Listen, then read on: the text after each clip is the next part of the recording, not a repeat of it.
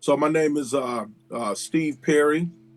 I was the highest rank I held was E5 Sergeant. I served at Fort Hood, Texas, first, 4th Infantry Division, 1st Battalion, 22nd Infantry with your host. We was actually in the same unit, and so I served three companies. I was in Alpha Company headquarters and Charlie Company. So initially, I started out in the S3 when I came from. I forgot the retention, and so they moved me from S3 to Alpha Company, and then so I got to give cahoots to Command Sergeant Major Smith and all those guys, Eric Long, Adams, Wheeler. I thought they were Mm-hmm. such jerks when I was younger, but I thank God for them guys. Now I'm older now, and Sergeant Manning, all those guys, Mm-hmm. and those guys were critical in me becoming really a real infantry soldier, not just a civilian. So I thank God for those guys. Even though I was giving them a hard time, they gave me a hard time too. Sure, sure. And then I went to HHC because I thought, man, it'd be easier to work in the S1. Why do I want to be in the mud? Sure. And why do I want to be in the rain? Oh man, them infantry guys, they slow. I went to S1. S1 was a good experience because it taught me about admin and stuff like that. And by the Mm-hmm. way, I thought paperwork was a cakewalk. No, it's not. You got to keep up with all that paperwork. And I found out I'm not the paperwork type of guy. And then I got transferred to Charlie Company, is where I went to Iraq with. All right. So, where are you living now, and what are you up to these days? I live in the absolute best state. I know some people could contest with that. That's from Texas, Mm-hmm. Michigan. And so I did come back home right after service. I did some time in Detroit and I did some time in Grand Rapids, and I came back. And just like everybody guessed, when I was on active duty, I'm a pastor. I didn't Mm-hmm. change much. Sure. And and so at this particular time, I'm pastoring two churches. I started five churches. Work with a lot of pastors, both national, regional, international, and I live a very busy life. And in Yeah. terms of current events, in a couple of weeks I'll be going to Israel. So Ah, really? amen. Yeah. What's you For the going to Israel for? missions trip with some group of pastors. I got invited by the White House to go. Oh, So I'll really? be going over. Yeah, yeah. Well, that's So I'll something that we be. just kind of gloss over, Perry. I mean, it's okay to brag about yourself a little bit here. That's a pretty big deal.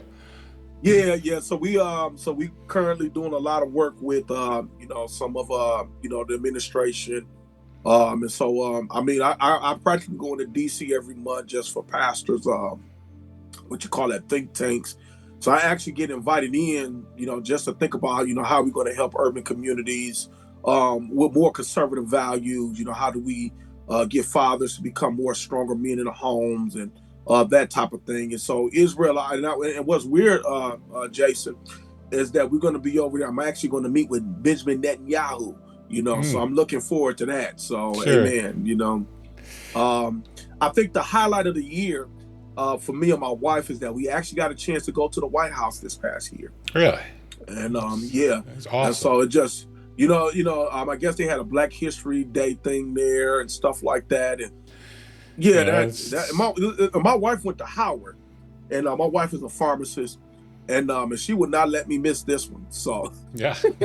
Sounds like you got a good wife then too. So, yeah, she would not let me. You hear me? She would not let me miss out on this one, man. So oh we well. went and we enjoyed ourselves, and amen. It was a good time. Yeah, So if somebody does ask you about your time in service, how would you describe it to them, and what would my time in service. I think because of how I grew up, I misjudged it. you? I come from a predominantly Black city that was very strong on social justice. And so coming to the Army, where you're dealing with, at that time, Detroit was 92% African American. Sure. Then all Yeah. of a sudden, I'm dealing with what they call it, Anglo patriarchy, coming Hmm. into the military. So somewhat that was a culture shock. And I think a lot of my challenges were, I really thought, that a lot of white people was just racist, Sure. was just, was just indifferent. And I think just actually personally getting to know guys and stuff, changed me. So I guess um, if I was to have one word, it would be transformative. Sure. My time in service was transformative. It gave me a different view of life. To actually kind of judge people for who they are, not necessarily prejudge people Hmm. because of personal views or cultural views around it. And as a result, I got a chance to really meet probably some of the most high character people I've ever met in my life and since. Right.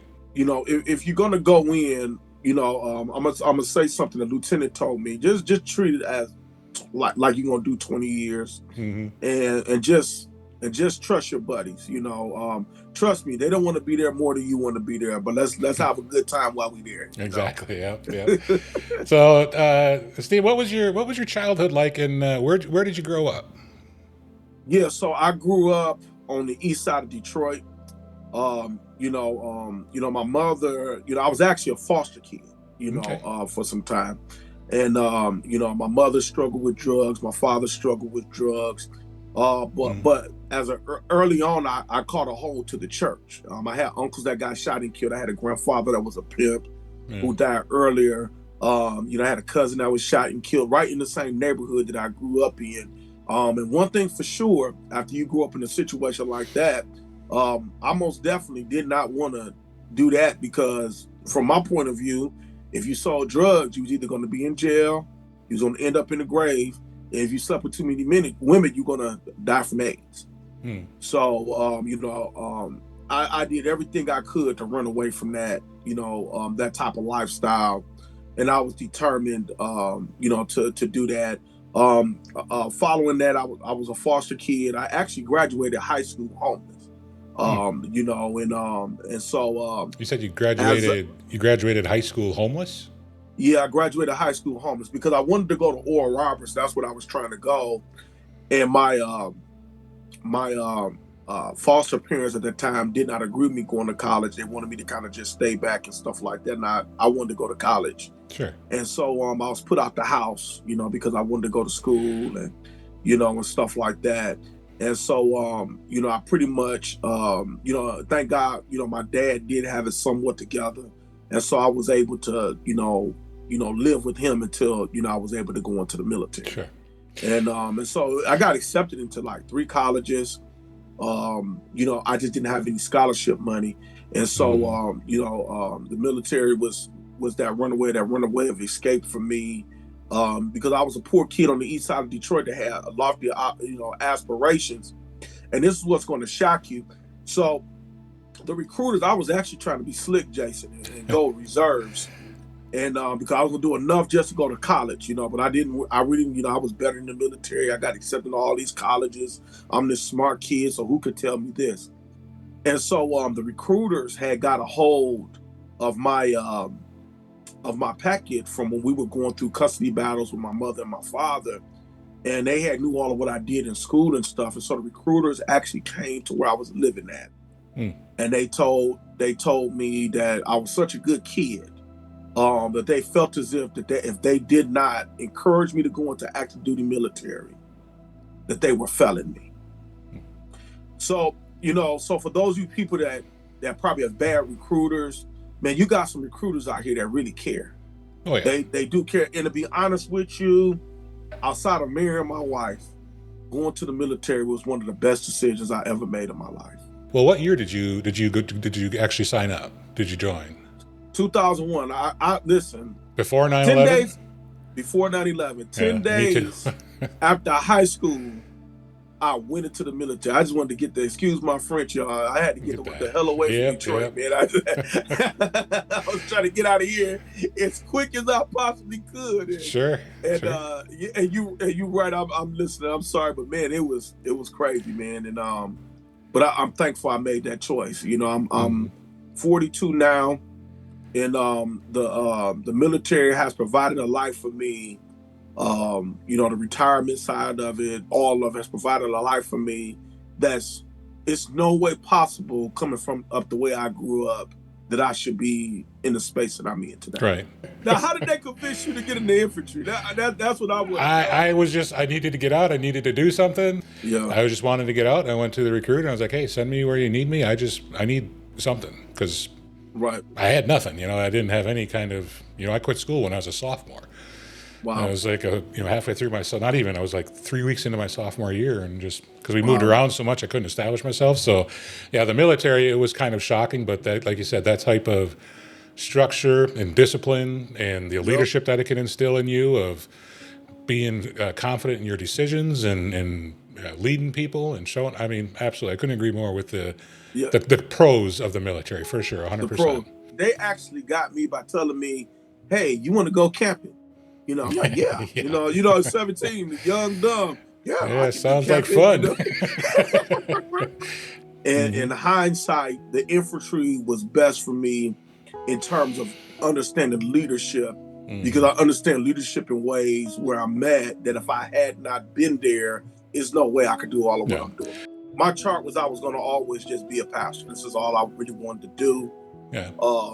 So it was kind of like an oxymoron to be a preacher and an infantry guy too. That's a sure. long story, but I had to do a lot of counseling over that one. There's a couple, there's some things that don't line up exactly with those two things. and trust me, I got a lot of grief from y'all guys about it. And I realized we were all young men.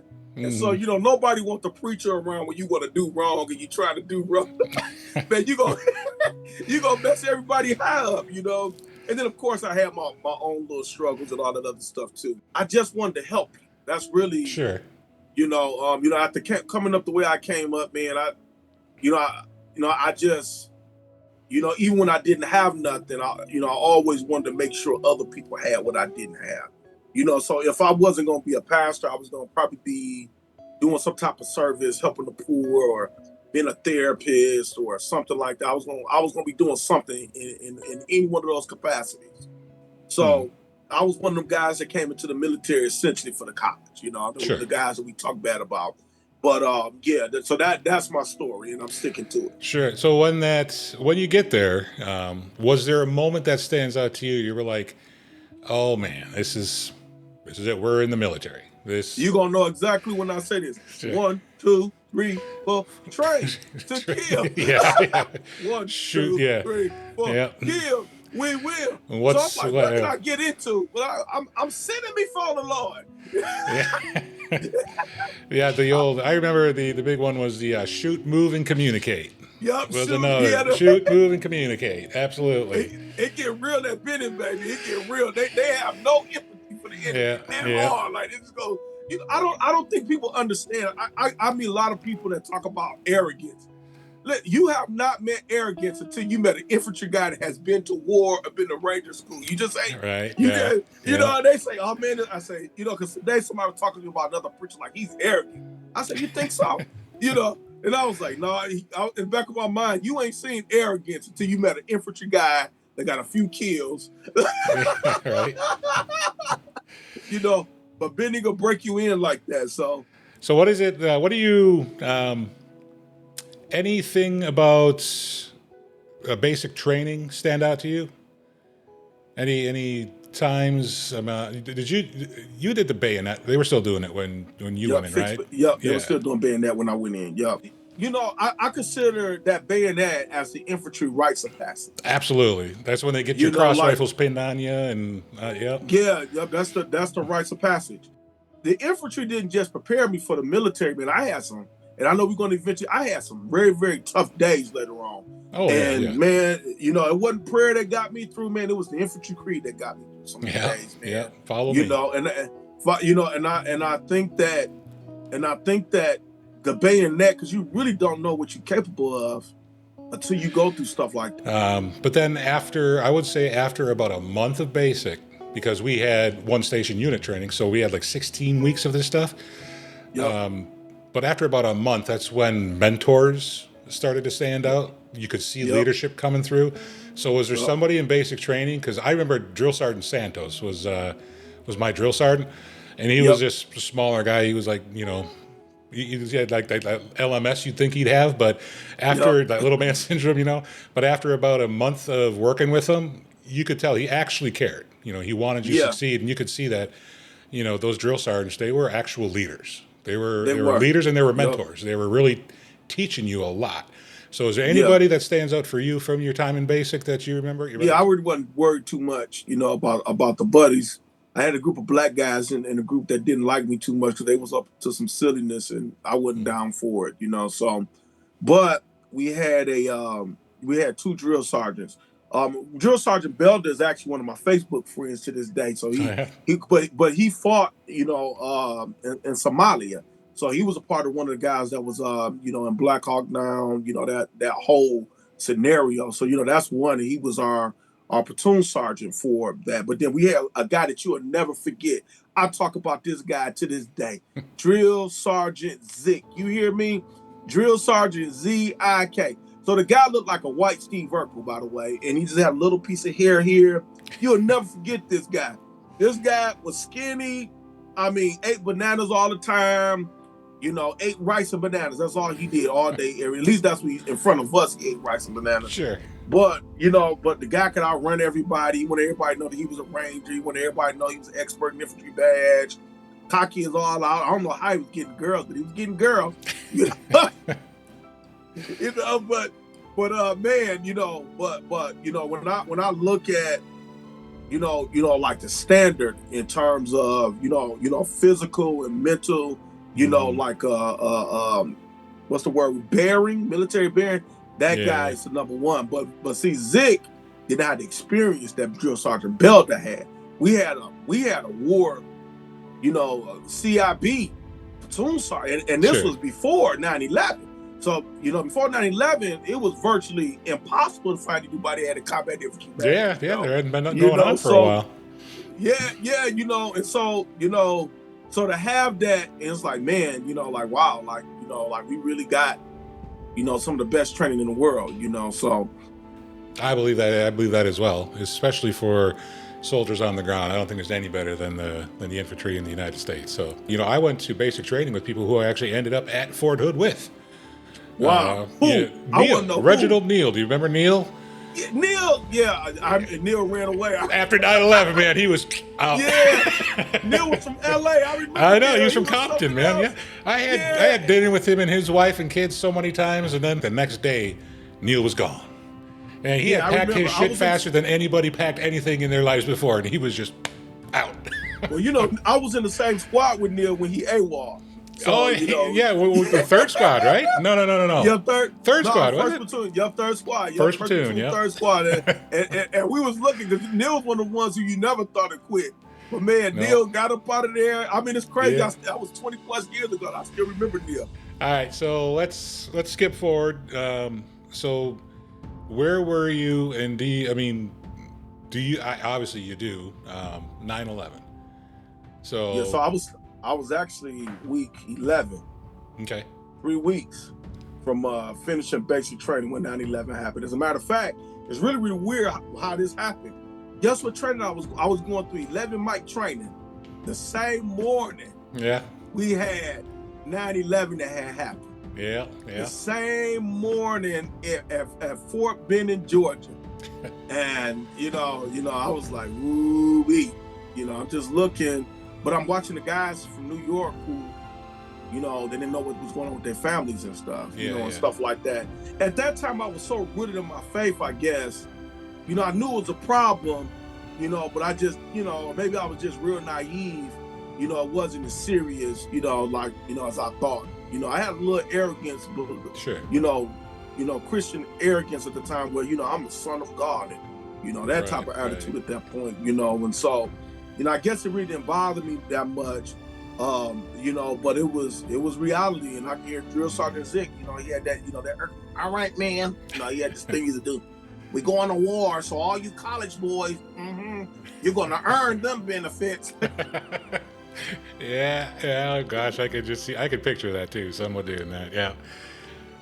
Yeah, you're going to earn that college money now.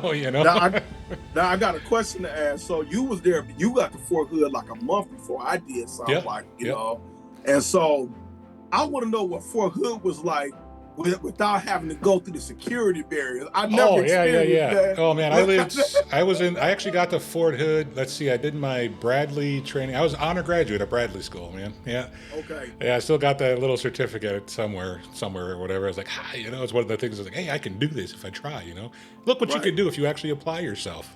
Thanks, Army. you know. But it was, I lived on post for a while, and then my wife came down, my kid's mother, and we lived off post. But it used to be you just drive in and out. No, Yeah. no Yeah. ID, no nothing. You just come and go as you please. And after 9/11, I actually have I started, when I got back from Iraq, I started recording myself, vlogging. Like literally, I Wow. was vlogging and recording. I had a camera set up and I got me going through the gate. The camera was literally on the Wow. passenger's seat recording me.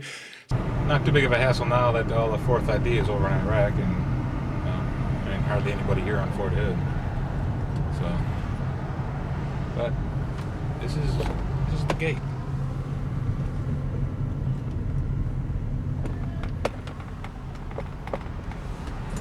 This is them checking my ID. So, because I was bored, I got home from Iraq and had nothing to do. I was living off a Wow. post because I couldn't live on post because I was married.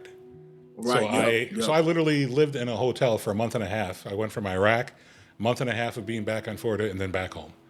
That's Wow. one of my complaints about the military. One of the things they really dropped the ball on was that transition. I mean, I was literally in Iraq, Fort Hood for a month and a half, and then back home.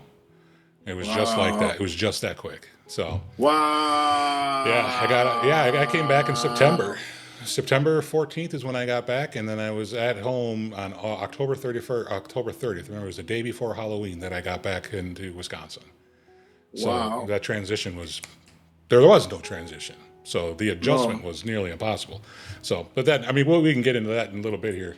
The guilt you feel after leaving all your guys there was just unbelievable. It Man. was unbearable, basically. So, all right. So 9/11, you were in Bradley School. Yep. So, how did the tone change throughout, your day to day once, like after 9/11? I mean, was it kind of a pucker up moment and like, holy Yeah. cow, I don't know. To be honest with you, it didn't become a big deal until I transitioned from Benin to going back home. And it was like I heard more, even my cousin blasted me out in church Hmm. about, in front of the whole church when I came home, about me being stupid of going to the military. And Yeah, you see, God told me that we was going to war, and he was dumb, sure. dumb in front of the whole church, like 200 people there, and I was in transition from leaving, Benning Detroit to go to to Texas. Hood, yeah. Yeah, so I wasn't getting judged for sleeping with the chicks. Drink. I got judged for going to the military. Yeah, that's you what, know. yeah. So Hey what was the man. general feel when you actually told everybody in your family that you were gonna go in the army? Or told everybody that was around you, whether it's your brothers, I had. sisters, foster I think I had. parents? I think I had more people telling me not to go. Yeah. Even my foster dad showed up to the house, and I mean, he begged me not to go into the military. Hmm. You ever seen that movie "Don't Be a Menace" while drinking your juice in Juice the in the hood, hood? and you Yeah. got that, Yeah. and you got Yeah. that one scene where the mother, oh, my baby shot. Yeah, My yeah. mother did that. Oh, Okay, yeah. was acting a whole fool. And so, but thank God, at a young age, I always had the ability to focus. And so, like, I had made up my mind, this is what I'm going to do. I had got tired of choosing between going to college and, checking all these things. I was just trying to provide some type of stability. And once Sure. I decided I was going to go to the military, Just this went. is what it is. This is what it's going to be. Sure. That's just what it is going to be. Yeah. When did you actually get to Fort Hood? I can remember the exact day, October 30th, 2001. Sure. So, I'm real good with dates. I never forget them.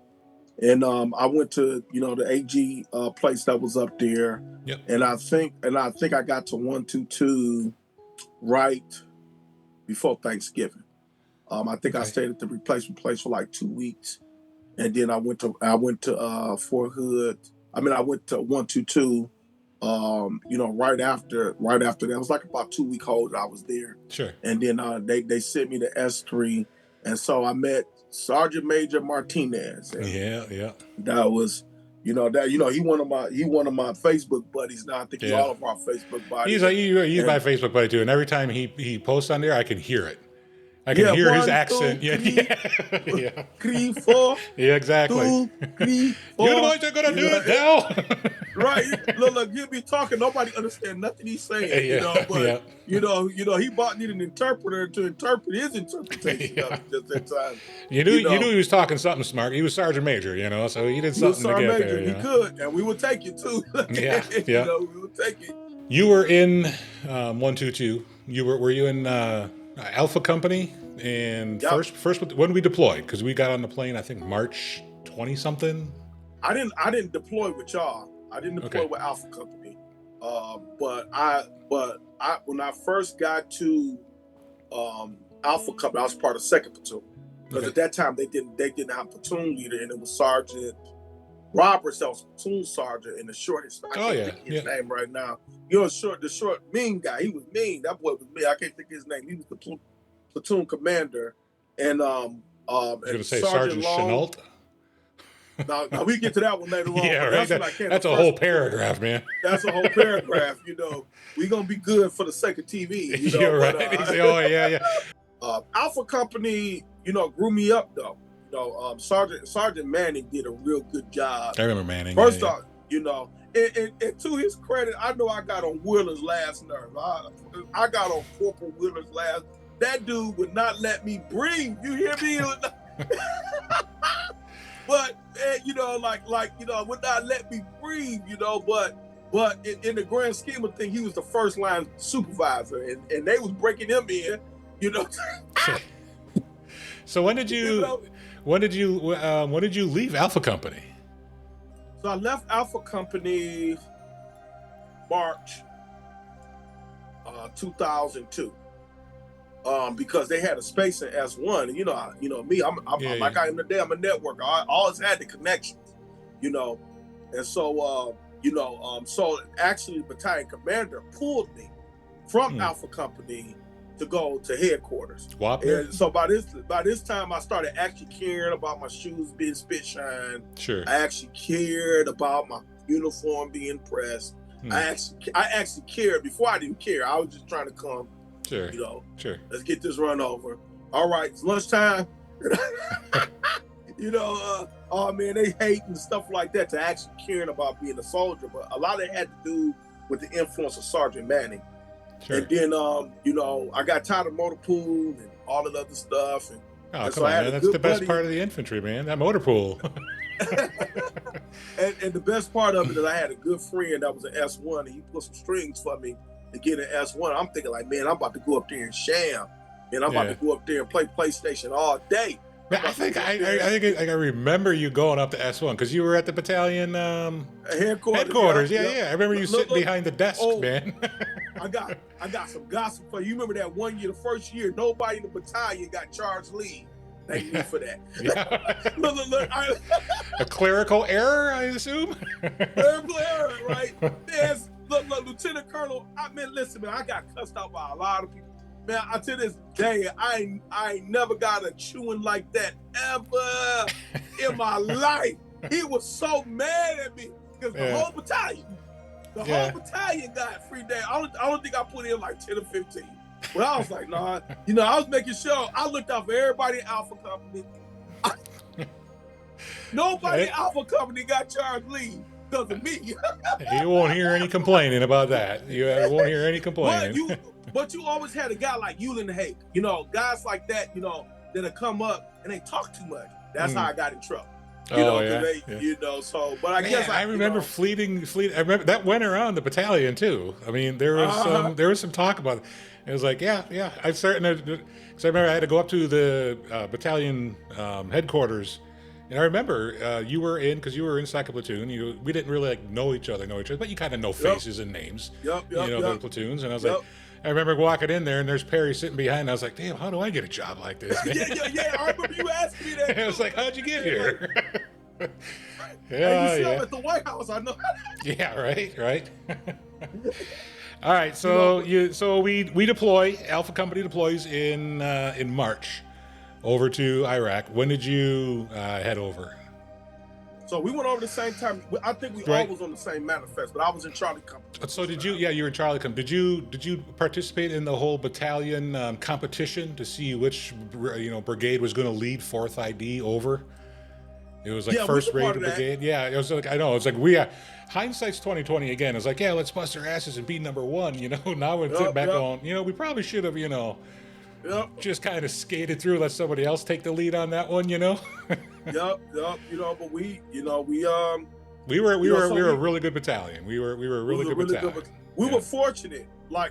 As I think back now, listen, you got to realize that our battalion commander was a congressman. Hmm. Our brigade commander was a senator. Yeah. Like, we came from really good leadership and didn't know it. We Yeah. just Colonel Hickey.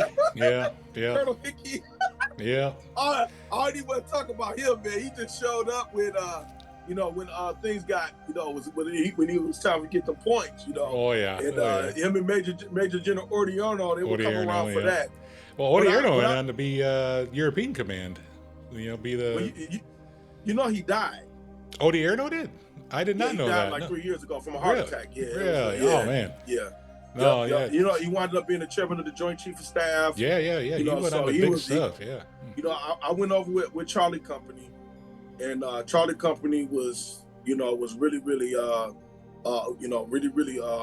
when I first got over there. I had got some real good NCOs when I first got over there, and stuff like that. I guess it's good because you're gonna talk about Alpha Company, I'm gonna talk about Charlie Company. Sure. And and so I know Charlie once Company. You were in like the south side of Tikrit, and yeah, then south side of Tikrit. We was in the Birthday Palace, so yeah. I know y'all was visited always there. We were down just south at that little town where they brought. Ocean.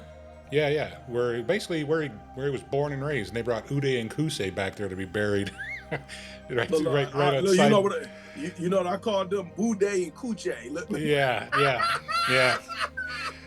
So I'm gonna be good. I don't want to be on the worldwide TV for that. Yeah, right.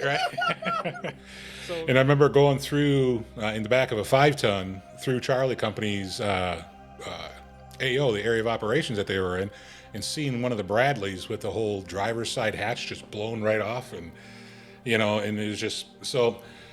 So if we get real and we get down to the fact that we're it's for so many veterans it's still so hard to say, but we're combat veterans. Yeah. It is what it is, and for so long it's hard for so many including myself. It's like I had a hard time accepting my 20% off at golf courses. I like to golf, because I felt like I didn't deserve it. I was like, I don't. There's guys who went through so much more. There's guys who didn't come home. And I just felt like undeserving of it. So your time over in Iraq, is there a time or a moment, or what's, I don't want to say the baggage you carry with that, but what's something that you had to learn to deal with when you got home?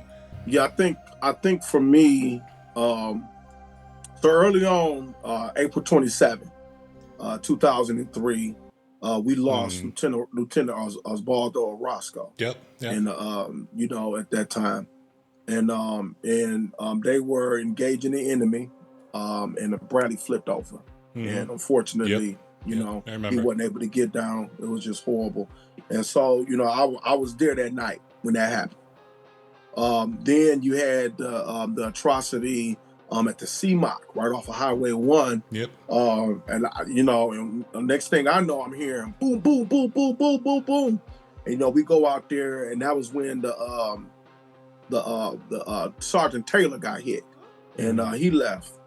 Then we get through the summer IDs and all this other stuff that was going on. We was doing patrols. And that was a scary time. But I think the most memorable one was when Wheeler died.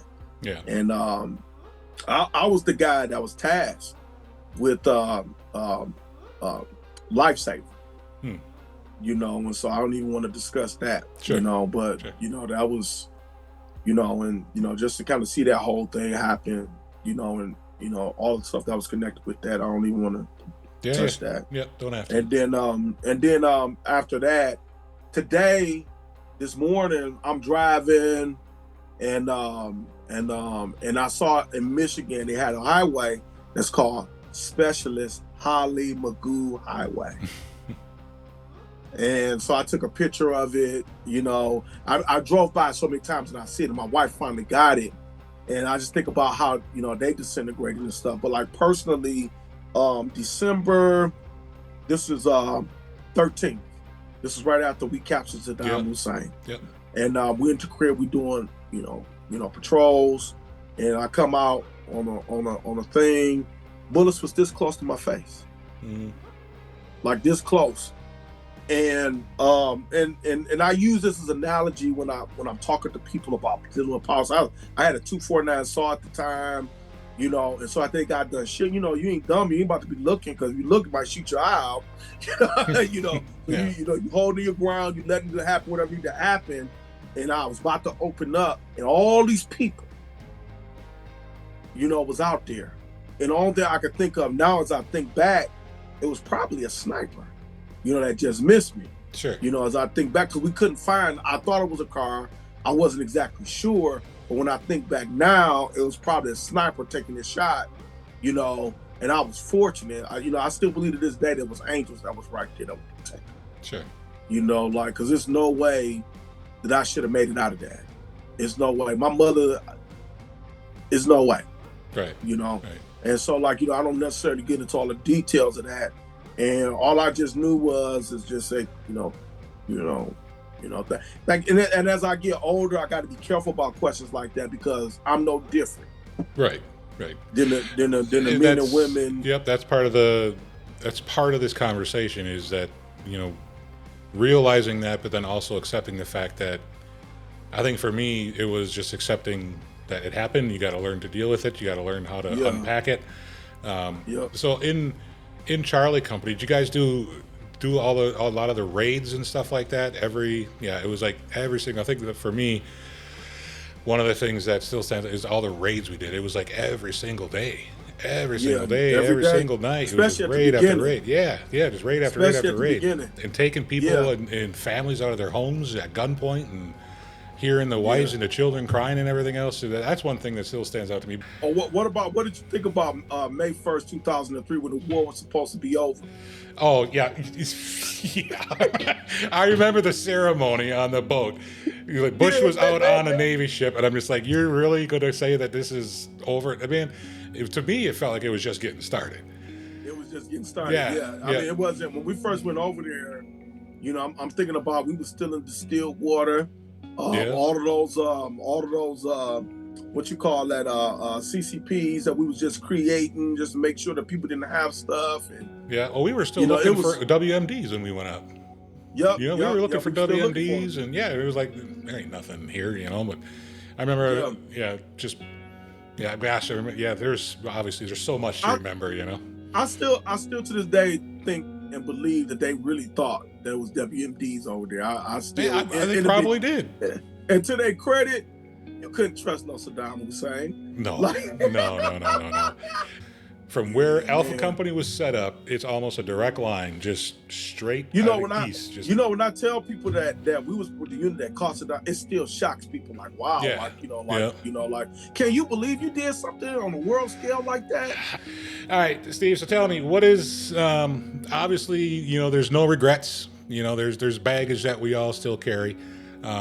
What have you done to lighten that load from over the years? I mean, are there still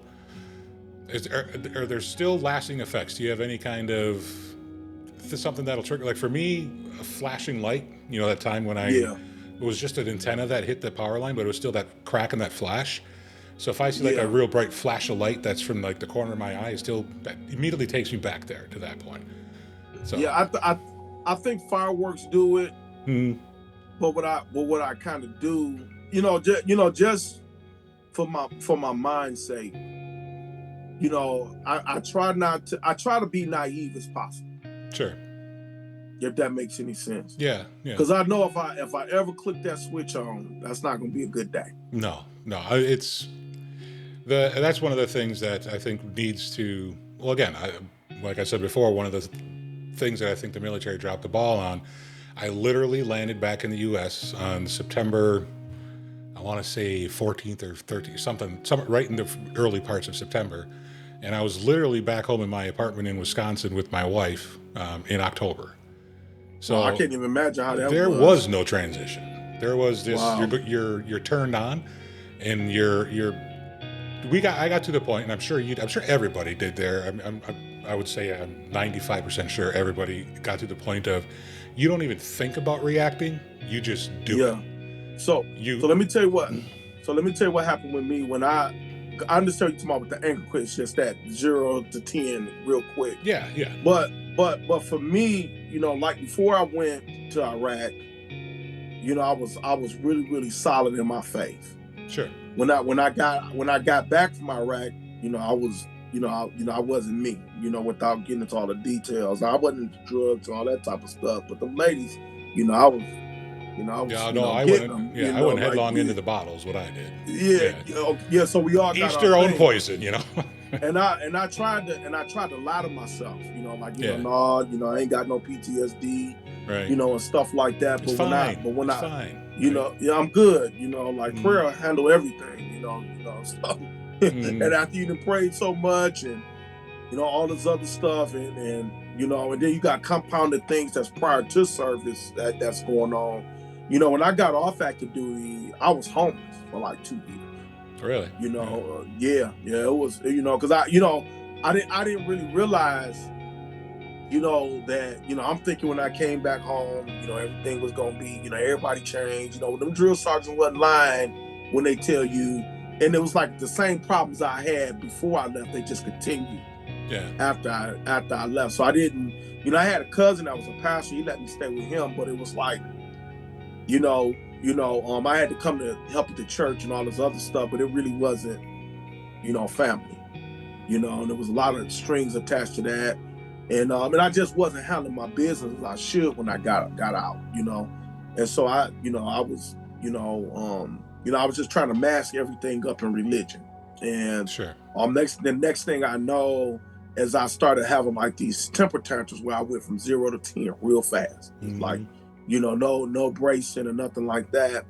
So when I went to Grand Rapids, I went to Battle Creek. Fortunately for me, they had a doctor by the name of Dr. I forgot his name, but I was his last group of PTSD patients. And he was the one that started the PTSD program in the 70s with the VA. Okay.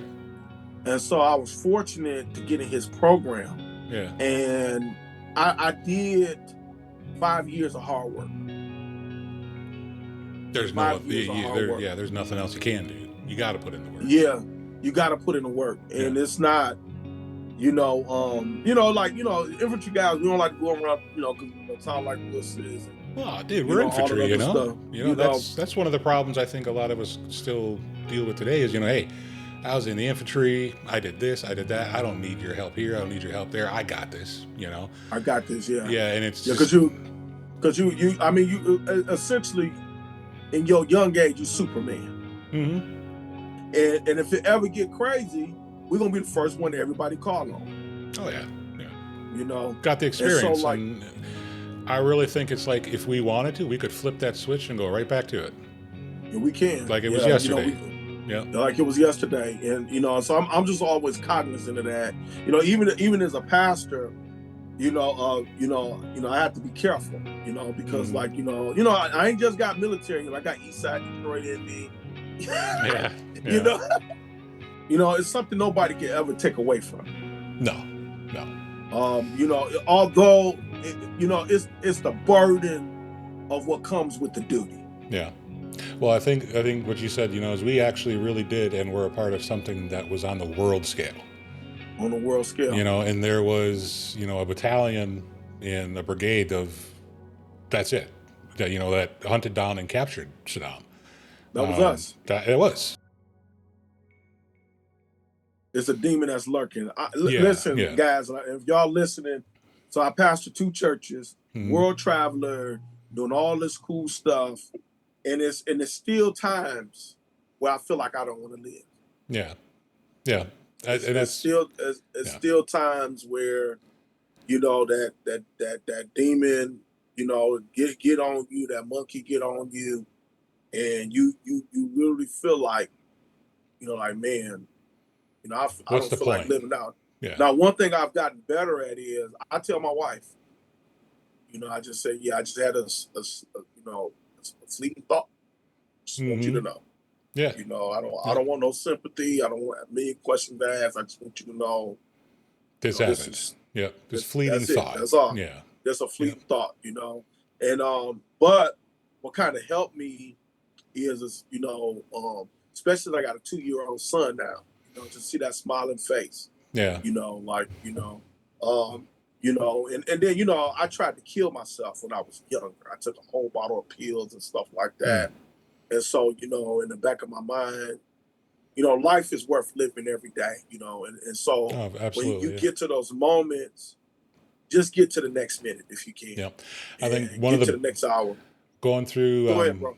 yeah, going to therapy, I think one of the major things that I took from it and learned from it was basically when you have those thoughts or you have that urge, like I've been completely clean, I don't smoke, drink, nothing, just been completely sober, which has been a challenge in of itself. But you still have those urges and those thoughts, and you just have to acknowledge it, give that thought or Yep, that urge its 2 or 3 minutes, and it'll yep. pass.